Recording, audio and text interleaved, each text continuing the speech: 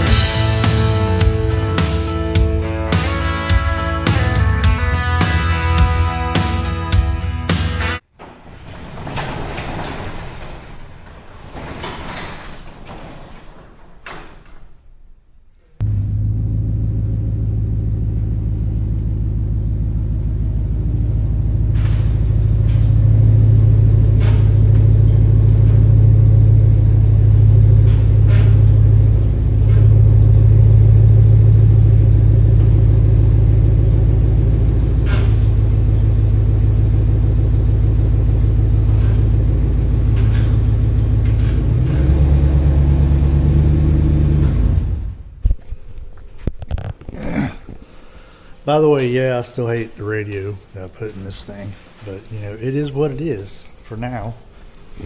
And I'm thinking about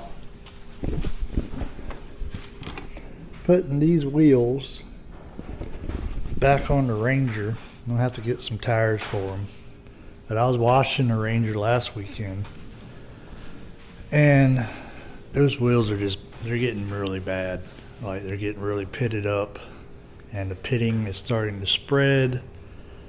And like, after I washed them, like, they didn't really look much cleaner than they did before. And I polished those things like a year or two ago, but they're getting bad. So I might get some tires for those and put those back on the Ranger. Those are kind of a staggered look, which, you know, ain't my favorite, but we might go that route because those wheels do look a lot better. Not much, but they look a lot better than the ones that's on the Ranger now.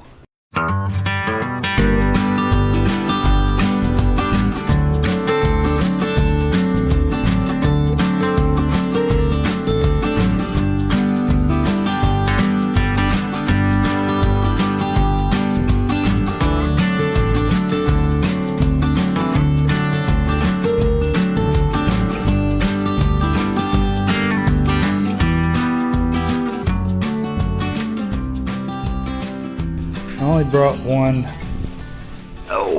mount for the camera because I wasn't real sure if I was going to record this or not. So it kind of is what it is. So I don't hear nothing making any racket when I turn the wheels.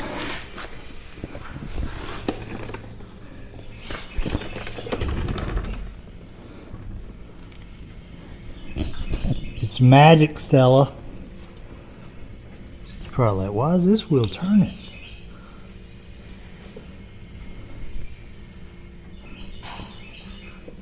The price is right.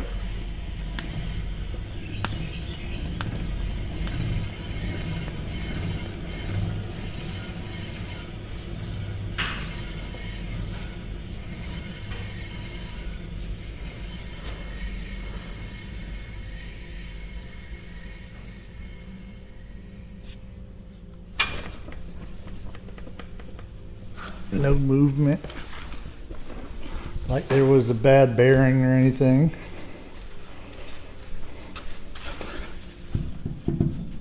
That one's got a little chunk in it.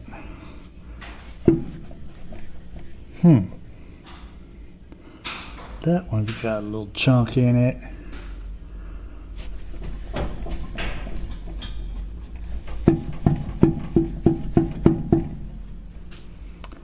Let's investigate this further. Alright, so that appears to be normal because both wheels are doing it. I got under there, twisted the drive shaft. There's a little slop in it, but not a lot. I googled it and it said anything over a 1/4 inch or 3/4 of an inch is bad. Well, it's not that much. It's quite a bit, maybe like a 1/4 inch. It ain't bad. So I'm gonna start the truck and shift it from drive to reverse to see if there's a clunk. They said that's a surefire way to know if your U-joints are bad, if it clunks when you put it in reverse. So we'll try that. And we'll put it in drive and let it spin. See if it makes that noise, because it's been making the noise during acceleration. So get this thing down on jack stands securely.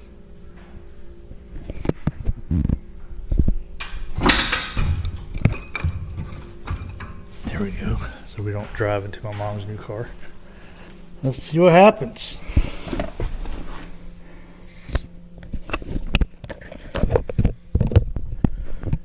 Put y'all up here with the spider webs. I ain't drove this truck since Tuesday. It's got spider webs on the dash, which I didn't drive it Monday. So that was just one day of not driving it. And I got in here Tuesday and there are spider webs on the dash.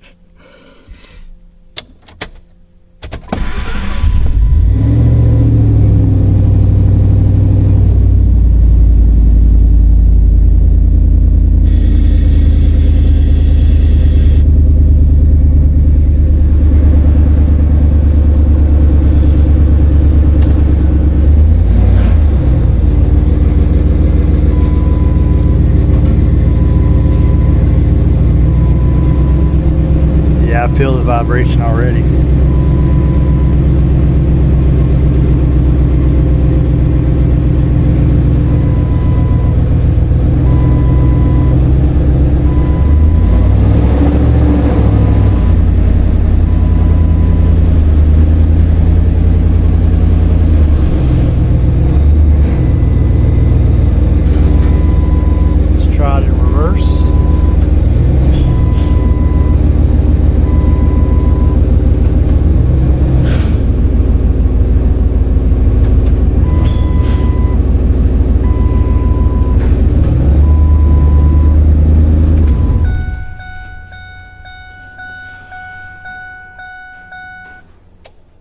Well, we have learned absolutely nothing.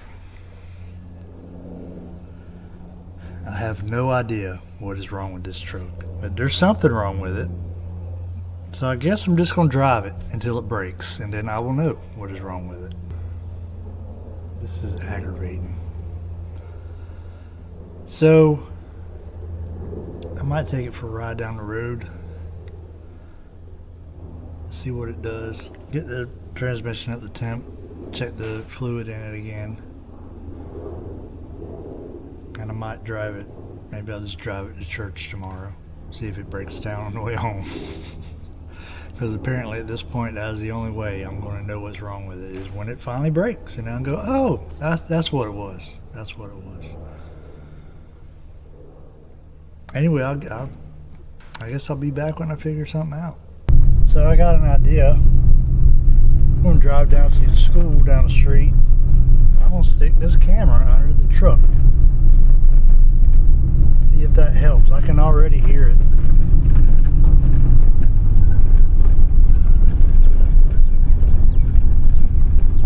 Can't hear it now, of course. I can hear it making a noise at low speed. But we'll see. Here we go.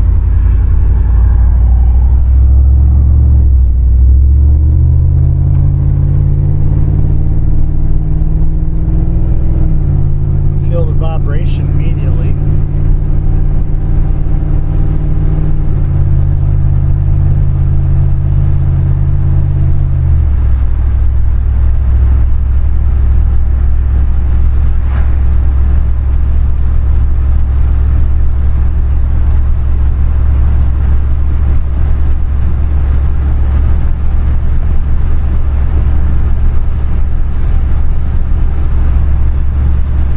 I could pop the differential, not the whole thing, but the cap, check the fluid in it, although it doesn't appear to be leaking. I don't see nowhere it's leaking.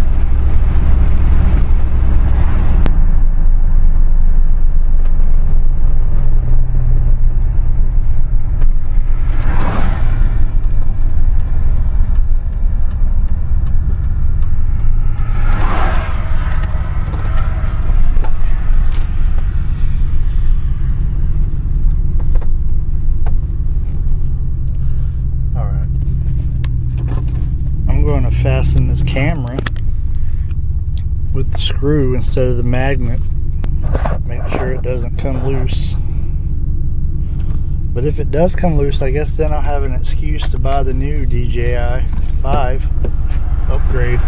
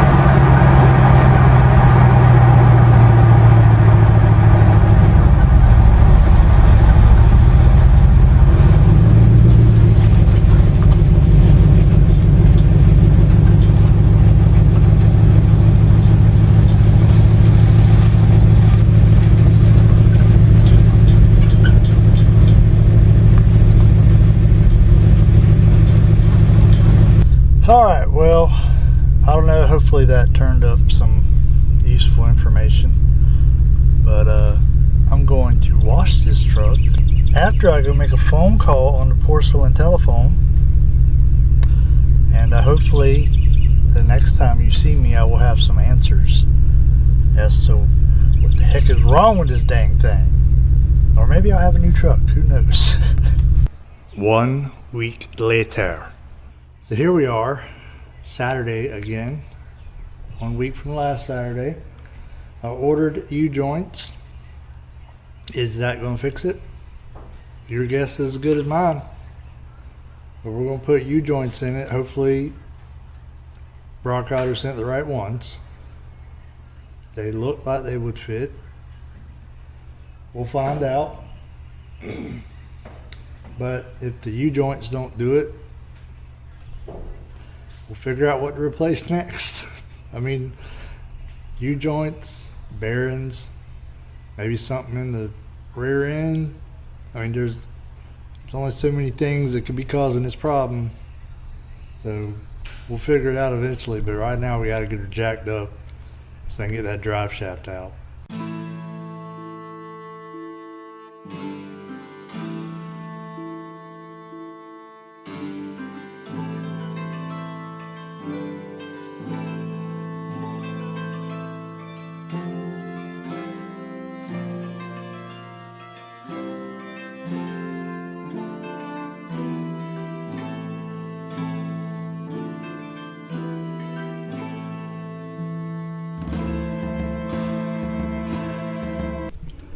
Redneck wheel chocks. We should probably open this box, see if Rock Auto sent what I ordered. It says that these U-joints will work on the front of the drive shaft and the rear. So I ordered 2 because we're going to do both sides. Probably.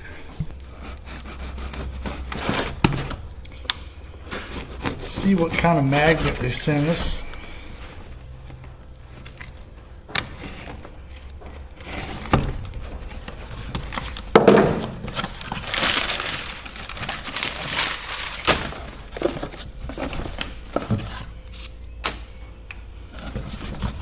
We got Ben's Plymouth. Good old Ben. We got a thermostat for the Ranger. Obviously not necessary today. And we got Moog U-joints. I paid extra for the good stuff, which was only like, $3 extra. But I'm like, if we're gonna do it, let's do it Moog. Let's see if the part numbers match. They do. So nothing to it but to do it. What you gonna do now, Stella? I'm under the truck and you ain't gonna come under here. Trying to locate y'all a good way.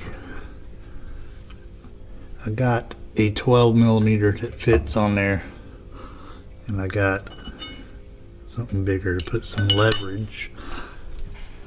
Now where shall I hang the camera where the muffler won't be in the way? You can see the hole in my muffler seems to be expanding, but I just noticed it appears to be bolted on and not welded, so I might have to see about ordering another one. We can just unbolt this one and bolt the new one on.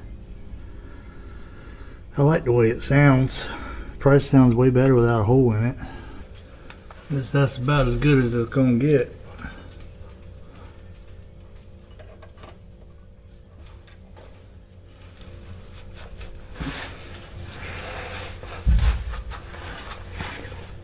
Oh, foot on the gas tank trick. Oh, this is gonna be fun. I can already see it. Y'all see? I can't see if y'all can see. So many adjustments were called for. But she's loose. In fact, I can probably take this breaker bar off.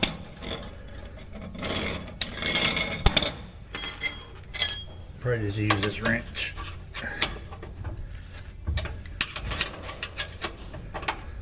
So we got the first one off, and listen to me, okay? I ain't gonna try and BS y'all. I couldn't get it off because I was turning it the wrong way. Alright, so y'all can make fun of me in the comments for that if you want to. I don't care, I'm just happy that we figured out the problem. My neck will be happy when I get this drive shaft out of here. Last bolt coming out. Whew. I'm gonna tell you right now, this wrench here, if you think you're gonna break them off with that, you ain't. Just FYI. It's got 2 breaker bars out here and extensions, swivel heads, even the impact is out here. It just ain't gonna happen, bro. So let me get this out, and according to some genius I was watching on YouTube earlier, I might have to hit it with the hammer. It's already got the hammer ready. I might have to hit it with the hammer to get it to break off of here, because it probably stuck. But we'll see. Alright, I feel like I should take some precautionary measures before I hit this drive shaft with a hammer, because it's long. It's like really long, and it's probably really heavy. What else was I going to say? Oh, check this out. I got another hole in my exhaust from where this hanger rusted out. But though it's okay, like I said, we're gonna order us a new muffler. Maybe another Flowmaster, I don't know. Preferably something this size. We'll take some measurements. But let me get another jack stand, maybe. Get something to put on this thing so in case it just comes flying, like I tap it one time and it just lets loose, it won't crush me or smash the concrete. Seems like a good idea.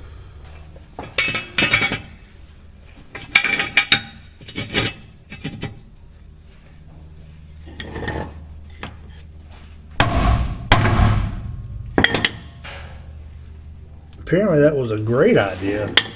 It's not often that y'all get to see me have a great idea on here. Oh, it ain't that heavy. It's probably aluminum.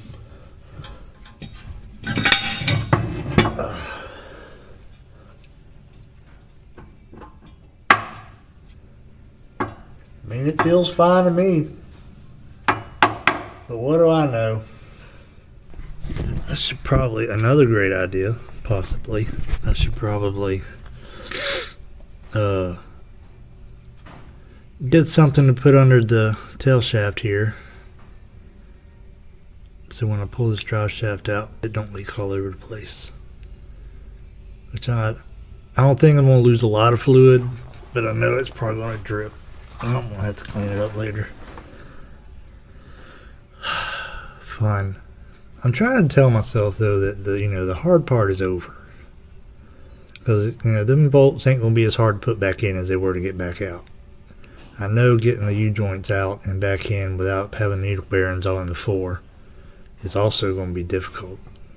But I feel like the bolt part is my least favorite. But like I said, I ain't never done this before, so we're about to find out. Let me lid to my bucket.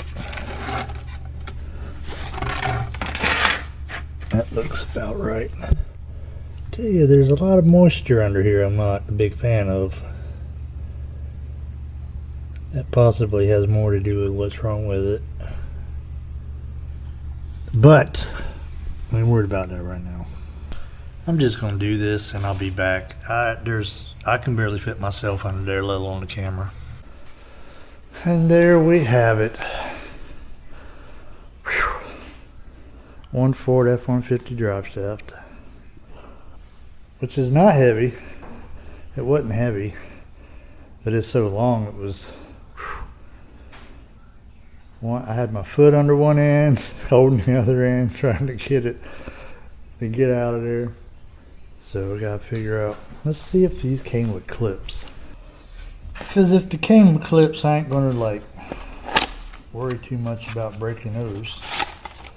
They did. They did come with clips. Awesome possum. So we're gonna get some pliers. See if we can get these clips out. I don't think I have a vise. There's no vise in here. So I might have to take it to the other shed where the vise is, or I might can use this makeshift anvil.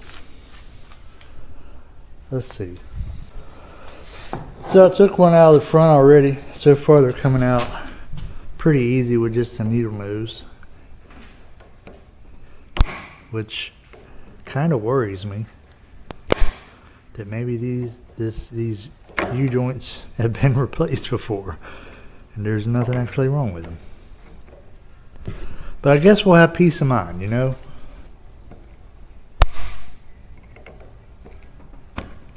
There we go. Just like that. We'll get the other ones out and we'll get to pounding.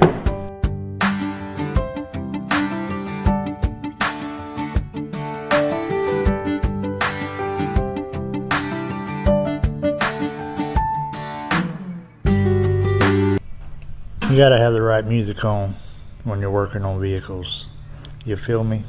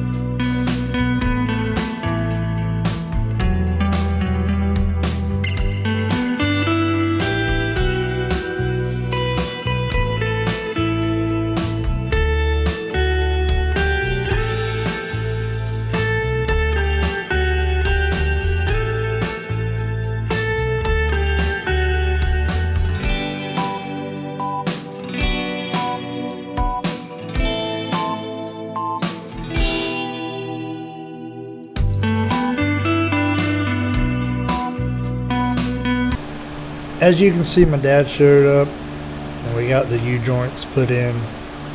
Now I gotta put the drive shaft back in and take it for a spin. One of my lights died because I forgot to turn it off, and the battery in this camera is about to die and I forgot to go grab one, but whatever. I got the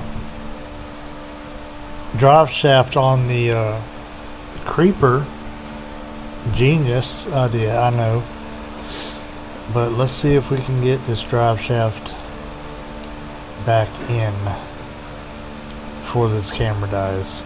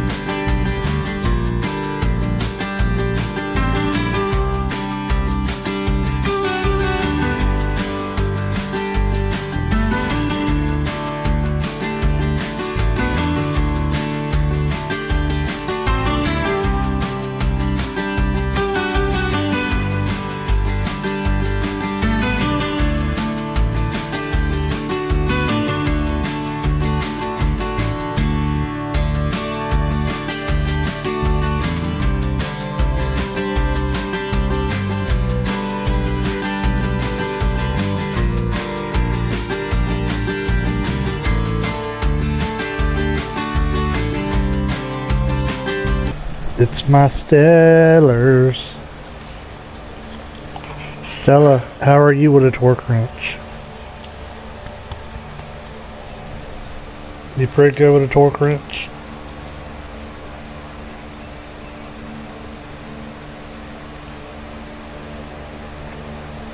Pretty good at sleeping and being lazy is what you're good at. Alright y'all, since I like y'all so much, we're going to get the torque wrench out. I do not think it's going to work. I hate the torque wrench. Don't never use the dang thing. But we're going to try and do the right thing. Even though, like I said, I'm pretty sure it ain't going to fit. There's just not enough room under here. Let's find out.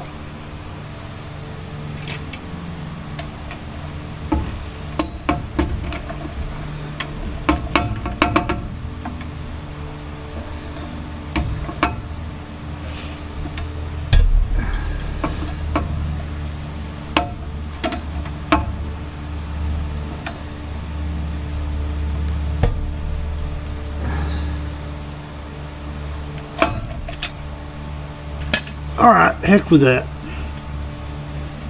Torque wrenches are stupid.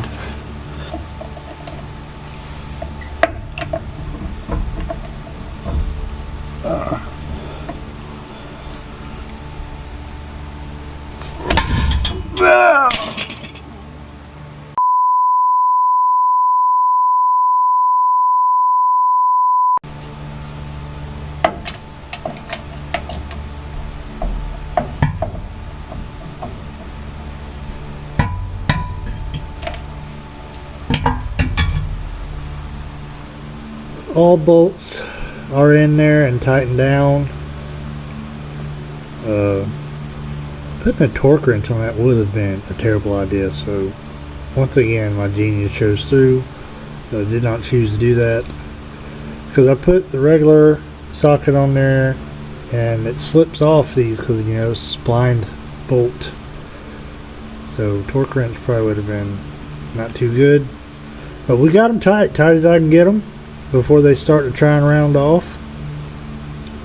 And what I'll do is drive it to church tomorrow. When I get home from church, I'll check them again, make sure they're still tight, and see how long it takes for this bruise to show up on my elbow from where I slipped and hit the leaf spring. That was fun. Y'all like my pillow? A little pillow down here for turning wrenches. Bald heads and concrete do not go together.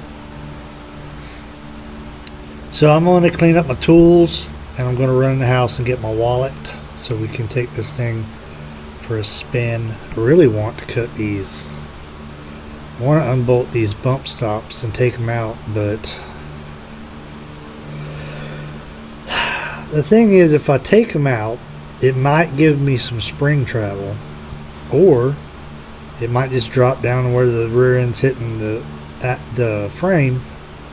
So like, I got a 50-50 chance of winning that, so I think I'll just leave them for now, because I took the bump stops, maybe I don't know if I took them out of the Ranger, but I might have cut them in half, and instead of freeing up some space between that axle and the bump stop, it just sank down and sat.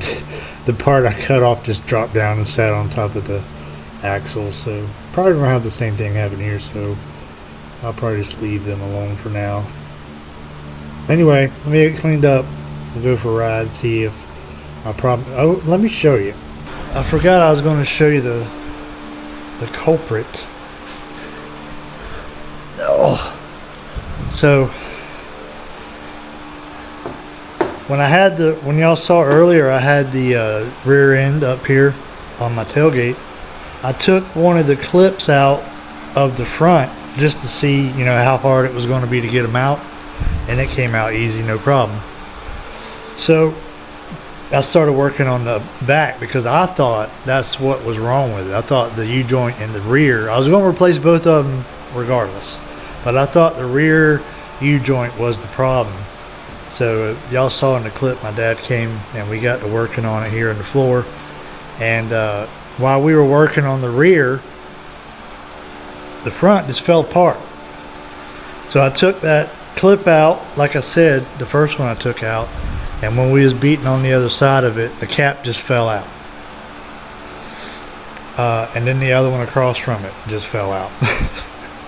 I didn't even take the clip out of that one. It fell out the backside. And my dad was like, that's probably your problem right there. And sure enough, there is not one single needle bearing left inside that thing. That is hot garbage. So I thought it was the rear U-joint that was the problem, but actually it was the front one that was the problem. But it's got 2 new ones in it now, so it don't matter. Anyway, let me get it cleaned up and we'll go for a ride. Alright, I forgot to bring the camera mount. I also forgot to get my other microphone. So let's see, so far just cruising down the dirt road here. I haven't heard no squeaking or squawking or anything. We'll see what happens out here on the county road.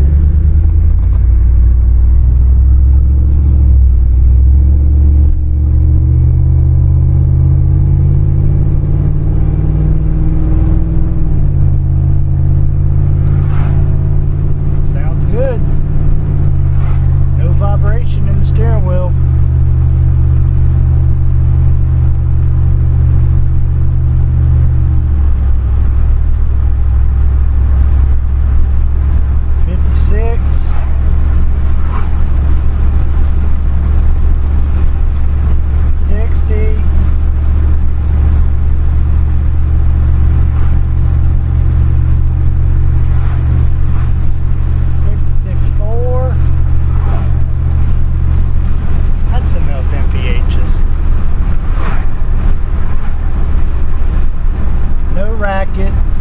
Vibration in the wheel.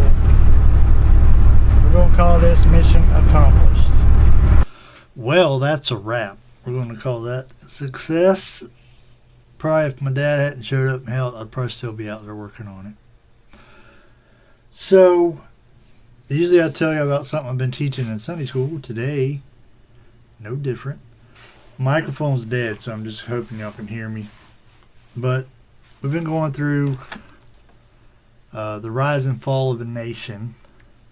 We've been going through 1 Kings, 2 Kings, 1 Chronicles, 2 Chronicles. And there's a story about Jeroboam, who was the king of Israel, the first king of Israel after the kingdom split, after Solomon died. Rehoboam took over the southern part of the kingdom. Jeroboam took over the northern part. And chapter 14 says, and at that time Abijah, the son of Jeroboam, fell sick. And Jeroboam said to his wife, Arise, I pray thee, and disguise thyself, that thou be not known to be the wife of Jeroboam, and get thee to Shiloh. Behold, where is Ahijah the prophet, which told me that I should be king over the people. And take with thee 10 loaves and cracknels and a cruse of honey, and go to him. He shall tell thee what shall become of the child. So, the story here of Jeroboam was that after the kingdom split, he took over the northern kingdom because God decided that he was going to be the king of the northern kingdom.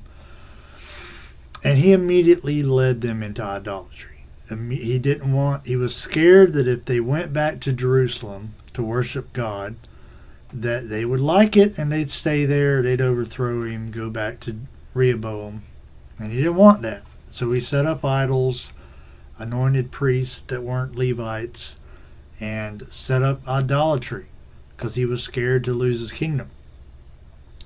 So eventually, like we read here, his son falls sick and he tells his wife, hey, disguise yourself to go talk to the man of God.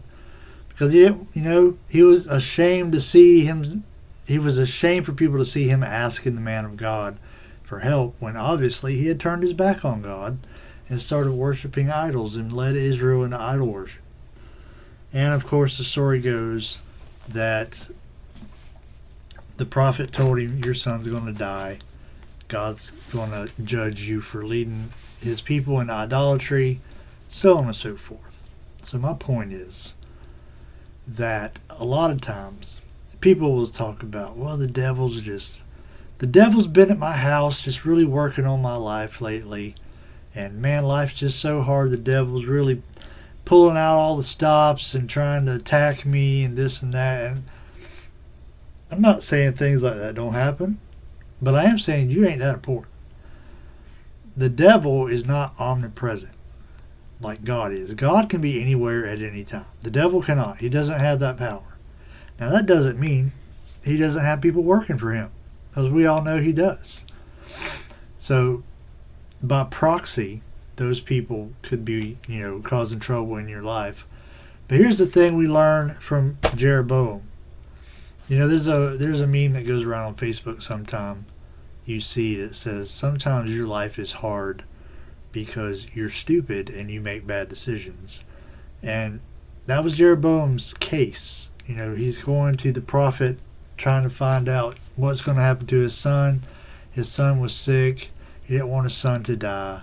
And the prophet was like, your son's going to die because you've sinned against God. And sometimes, maybe we talk about the devils that work in our lives. Maybe the problem is you. Maybe the problem is that you're living some way that God doesn't like. You're doing things that God doesn't like, living in sin, and he's punishing you. He's chastising you for your behavior, for the way you're living, for the sins you're committing against him. So, my word is check yourself before you wreck yourself.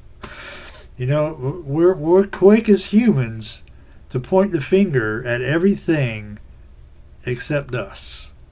And sometimes that's the first place we should look. If it looks like you're under some kind of spiritual attack, well, first thing, before you start blaming the devil and everybody else, take inventory of yourself. Make sure that your life is in order. Make sure that you're doing things correctly, that you're living for God before you start pointing the finger at everybody else. You might be the problem. God might be chastising you and trying to get you back in line for some things that you're doing in your life. So I appreciate y'all watching today. Another successful video. I would have got it eventually, but my dad helping out probably sped the process up significantly. So it'd be nice to have air conditioning this week going to work. My air conditioner does leak Freon, but at least it's a slow leak. So I put Freon in it. It lasts for a couple of weeks before I gotta put some more in there. So maybe that'll be another video we do later, is I'll get some of that stuff where you can detect leaks or whatever. Maybe. I don't know. But I appreciate y'all watching this one. We got the drive shaft U-joints taken care of. No more vibration. No more driving a stick shift. The first couple days that I drove the Ranger, my legs felt like rubber.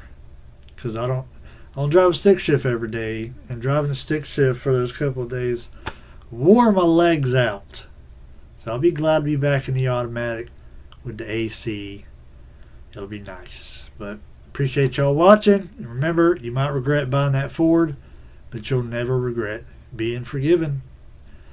Don't know when the next video is going to come out. Could be months, could be weeks. I don't know. But appreciate y'all watching, and I'll see you next time.